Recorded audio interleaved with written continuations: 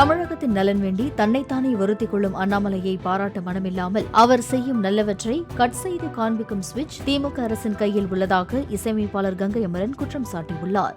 அவருடைய ஒவ்வொருத்தருக்கும் ஒரு எண்ணம் தானே சார். விரதம் இருக்கிறோம், சபரிமலைக்கு விரதம் இருக்கிறோம், எதை நினைச்சிருக்கிறோம், எல்லா வருஷம் போறோம், இந்த வருஷமும் நம்ம போனா நல்லா இருக்கும்னு நினைக்கிறோம். அதே மாதிரி இந்த மாதிரி திட்டத்தை வச்சிருக்காங்க. இந்த மாதிரி ஆட்சி அமையக்கூடாது, வேற யாராவது நல்லது வரணும்னு சொல்லி ஒரு வேண்டுதலோடு போறாங்க.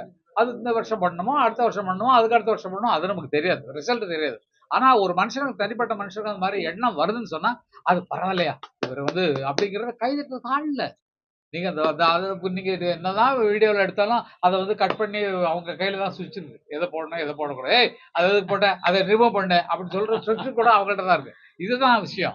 விமர்சனம் வருது இல்ல சார், தப்பு பண்ண தட்டி கேட்கிற விட்டுட்டு நம்பி சாட்டையால் அடிச்சுக்கிறேங்கிறது ஒரு கேள்வியா இருக்கு. அதை அவங்க வருத்திக்கிறாங்க. அதான் முடிவுன்னு அவங்க அடிச்சுக்குவாங்கன்னு சொல்றாங்க. தப்பு பண்ணாலும் சாட்டையில கொடுப்பாங்கன்னு சொல்றாங்க. இவரே அடிச்சுக்கிறான்னு கேட்கிறாங்க. சார், தனக்குத்தானே வருத்திக்கிறதுல என்னடா அந்த நாடு, போய் இந்த ஊர்ல இருக்கிற இதையா கசாரா கடை ஜனம் குடிக்க ஐயோ அடிச்சுக்கோ அப்படின்னு நினைக்க கூடாது.